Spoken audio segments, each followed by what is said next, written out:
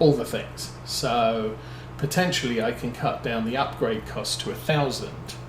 There's a local guy that does it, so I could just go to him and say, look, these are the parts I need you to buy. If you can buy them and put them all together, I'll bring my PC round when it's ready to go, and you can take out, you can gut my PC and then swap the components over that are needed to make the new PC work.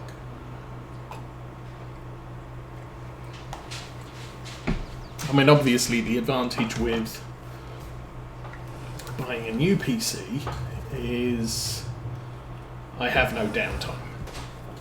As soon as the new PC turns up, I can just plug it in, turn it on, and it's good to go. And if it doesn't, if I have teething issues, I still have my old PC that I can use if I need to.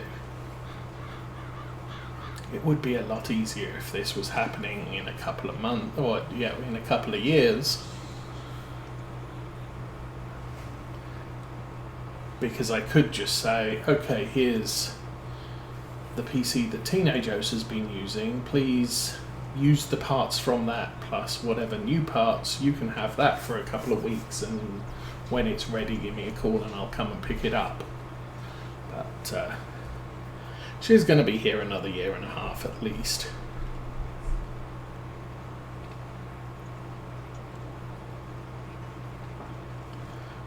What I might do here, to the far edge. Oh, can I make that turn? No.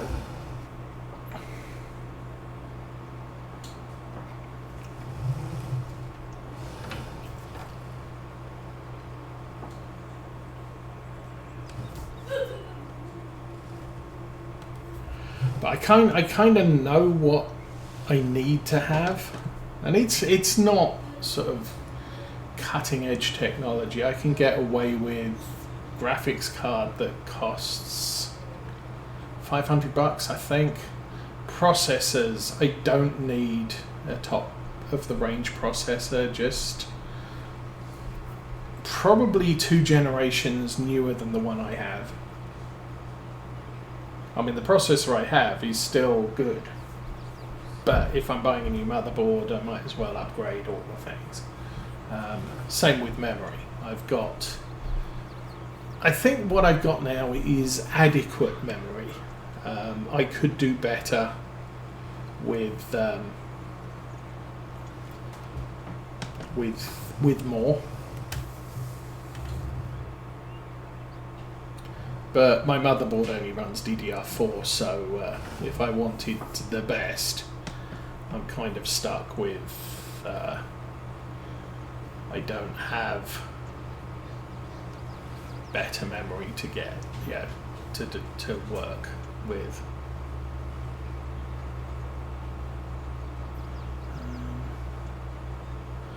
Okay, this is a little bit of precision driving, which I think I'm totally screwing up.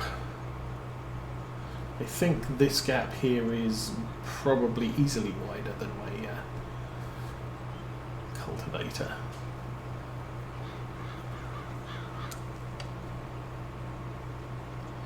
Now there is a way, I'm at 131, I think if I go back up at 125, actually 119, if I go back up at 119, no, is that going to work? Yeah, if I go back around, let's call it there, 120, make the line at 0 there. If I go in a straight line, that should be exactly the width of the cultivator, because I subtracted 12 off the 130, 129 that I was running along. So we're now running up the field on the 120, 121 line.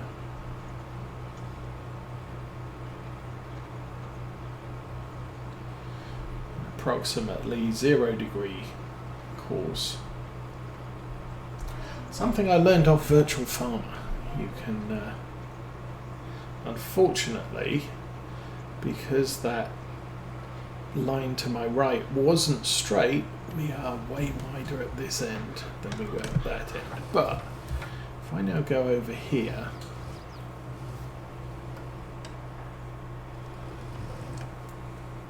this should cover it. The problem is at the other end, we drifted to the right.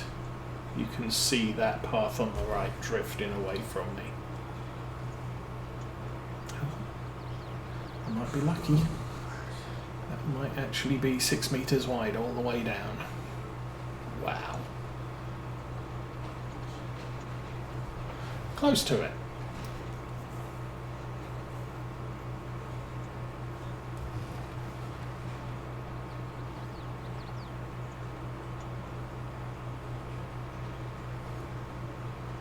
That, I surprised myself. I might have missed a tiny bit, like right there, but for the most part, we kind of definitely got that done. Now, that was 120, so subtract 12. This one should be 108.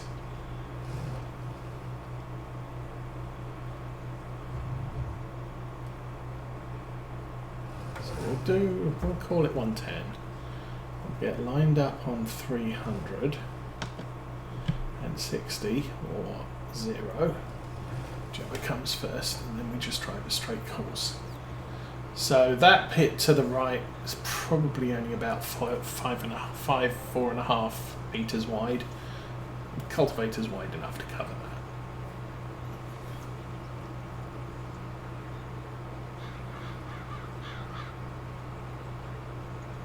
Still at 0 degrees, we're at 111, so we're slightly veering towards the right here, not significantly.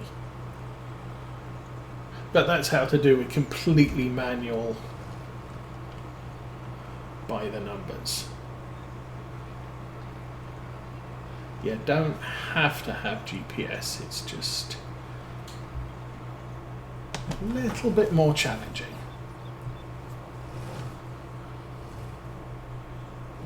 Line up on this, that should be pretty close to accurate, slightly wider than the cultivator at the top, slightly narrower at the bottom, but we're all good. And of course the big question is gonna be, how much left have we got to do for that wider path? Obviously it's a single path down on the strip in the middle.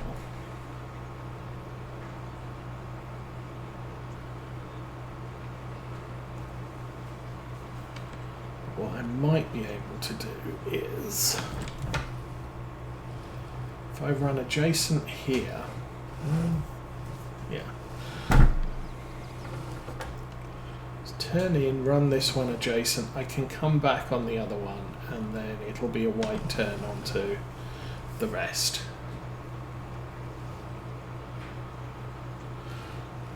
There we go.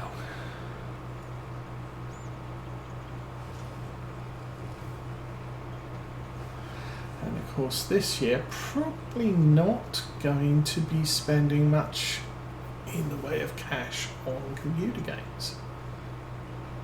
I'm really not seeing much. City Skylines, yes. I think the state it's currently in might frustrate me, but I can see at its core it's a good game. It's just got issues with performance and bugs. Like, I think one they fixed this week was not enough customers for the commercial outlet, so... And apparently that was a bug. It wasn't calculating the number of people. I think colleges also had a problem calculating how many people should be going to college. Oh, Mrs. Osa's back. So, yeah, that's fine. And I don't have to have it right away. I've got more than enough farming to do. I actually played two evenings this week. Just getting us some money. So we're now up to 51,000.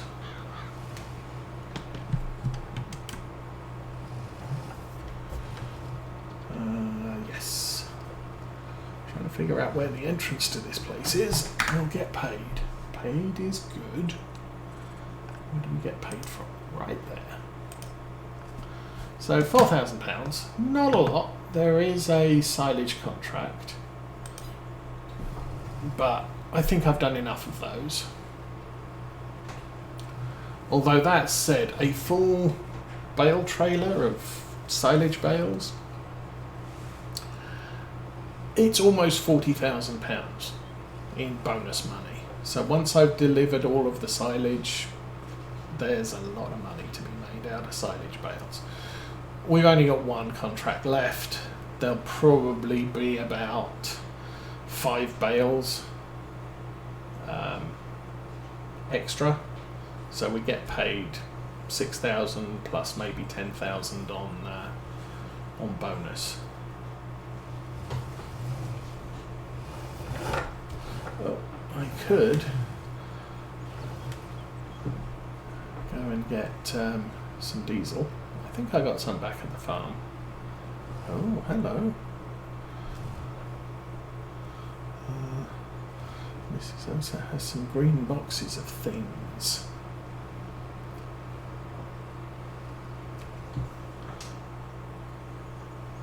Oh, Mrs. Oates has been to Aldi.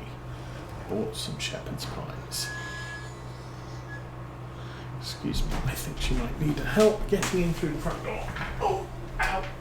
Oh, ow. Oh, hold on. You got McDonald's at August. Yes, because you didn't go. Why did you get McDonald's at August? What You didn't want to go. What did you even get? It's breakfast sandwich. Let me through. That was the secret plan. The kids went, they could have McDonald's for breakfast, but no, they wanted to stay home, so.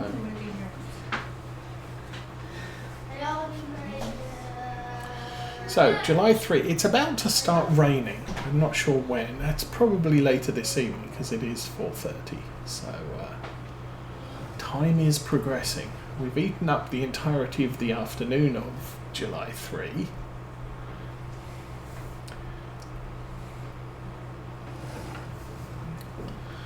So, I'll get this back to the farm. I'll probably clean off the cultivator. I think the big question is, do I want to switch the loading wagon? I think maybe I do. The only problem, or the only worry I might have, is the weight capacity. We know when we're hauling silage, I think it, or chaff, we only fill it to about 30,000 litres. When we haul hay, we can fill it to its maximum capacity. I think silage is also low, but I don't typically store silage in the loading wagon. We use our main cart for that.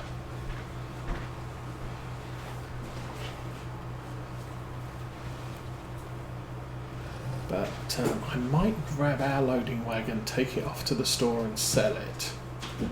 I think we did buy that new. And then we'll... You guys can have one. Go sit at the table and eat it though. We'll swap it for the big one. Assuming the big one's still there. Don't think I can afford to buy the big one immediately though. We're going to have to do the trade. So hopefully it's still there when I get ours over there.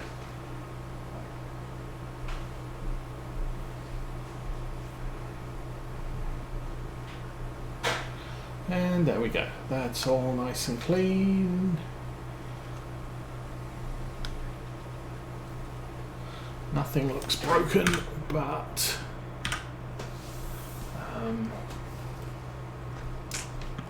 could do with the paint. Not going to do that. Let's get that unfolded and then we can drop it off.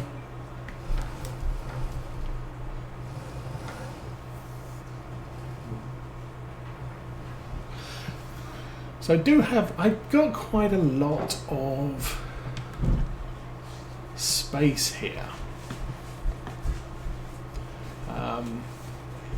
So I could put some sheds in the yard as it is. I think that field in front of us is probably going to end up with the cow pasture in it. And I'm probably going to take out the hedges around that field before I place it.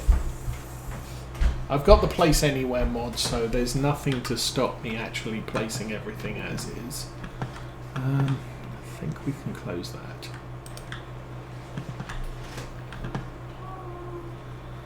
And open that.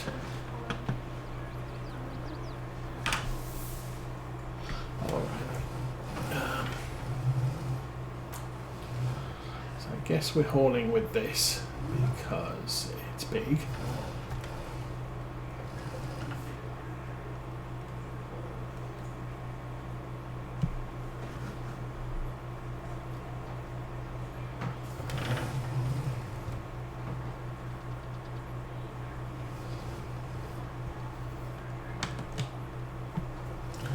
Alrighty. Okay, off to the store. So we're going to have two big carts, which, I mean, bottom line, I don't really need two big carts, or I don't need big carts, but it does mean I can stay in field collecting stuff for longer, and I can make fewer trips to sell stuff. Now the big cart we already have, which is a grain cart for the most part, cannot carry anywhere near its full weight. I think with oats we got close, but with barley and wheat it's 66%, 75% for barley. So it's not the greatest when it comes to weight. For volume it's huge, but unfortunately we're never going to get volume most of the time.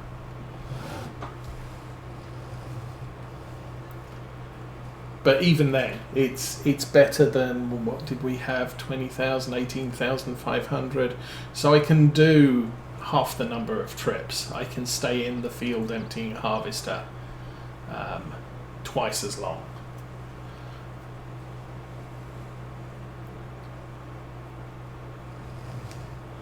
Oh, I did actually fix this wagon before storing it. That's good. The tractor is probably going to need a service very, very soon. We're down to 76%.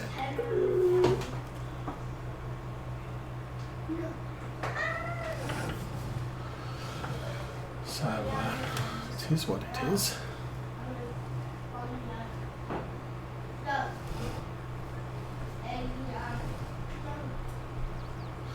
So, Millennial Farmer this week actually managed to harvest stuff without blowing up a harvester, which obviously a reasonable success for him this year.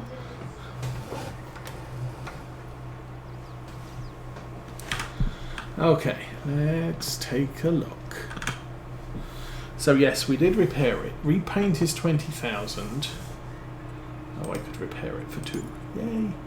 Okay, so to repaint is 20,000, should make it 74,223.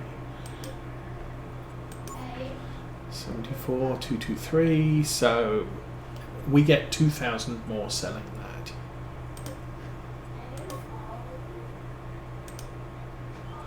Alrighty, let's hopefully.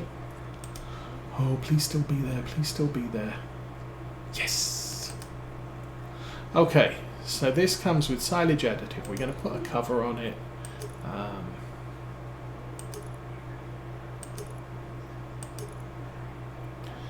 VKTs. I'm going to put VKTs on that. Oh, resting can be wide. Oh, but those cost 3,600 more for those.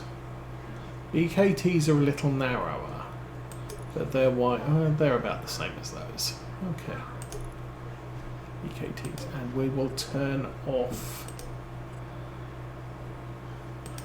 that because it's a thing. Total price 72,000. We still have 40,000 left. 39,000 left. So that's good. We have been buying a lot of equipment, which may or may not be a good thing. Ooh.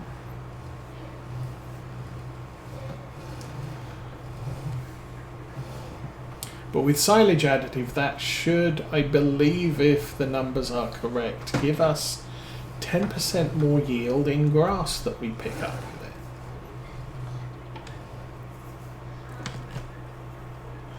And that is at 70%. So we'll run it through the shop, get it all fixed up.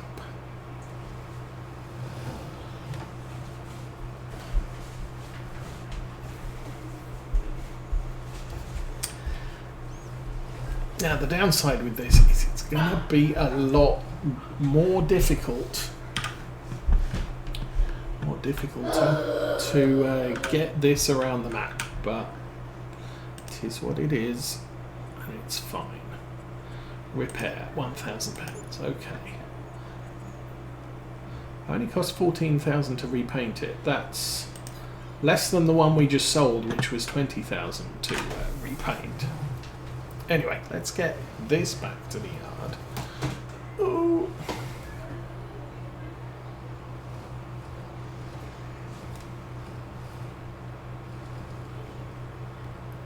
And I did swap the safety weight. The Valtra Q was running. I sold that weight and bought the same weight that this class is running, because you can put a label on the front of it, so I can label it up for the appropriate tractors. So the Valtra one now says Valtra, the Class 1 now says Class. Makes no difference, they're both the same weight, but I think most of the time my heavy tractors are going to be running with weights. The Deutz is going to be running with a weight.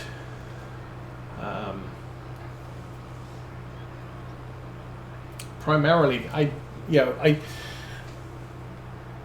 like to have a 3-point attacher on the front of the tractor because it gives me versatility, but typically I'm going to run a weight on it because I need the counterbalance. So when you're hauling around with a cultivator or a heavy plough on the back of this tractor, I need a weight on the front to counterbalance it. Now, when I'm doing seeding, I have to take the weight off and put the seed tank on the front. So that's kind of how that works out. So I guess I'm going to be using this loading wagon next month, because I do believe that our grass is going to be ready for a cut. I don't have to do it immediately.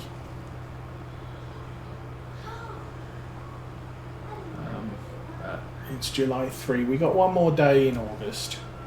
Sorry, one more day in July until August. So I think what I'm going to do, I'm going to drop this next to the bale wagon. And then we'll move on to tomorrow.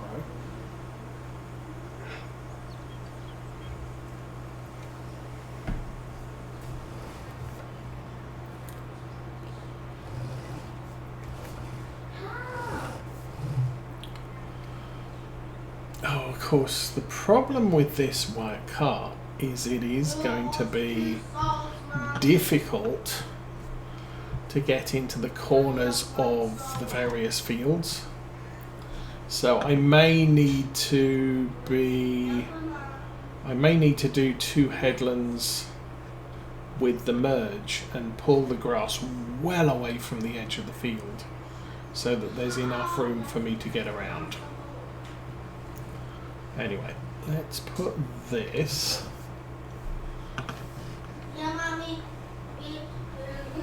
and park it in front of our little orange tractor.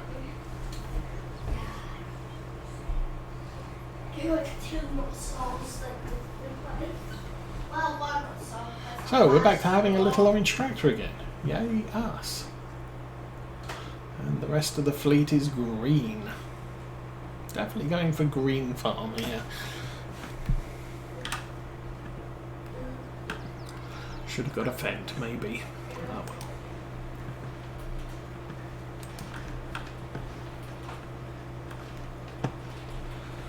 Boop, boop.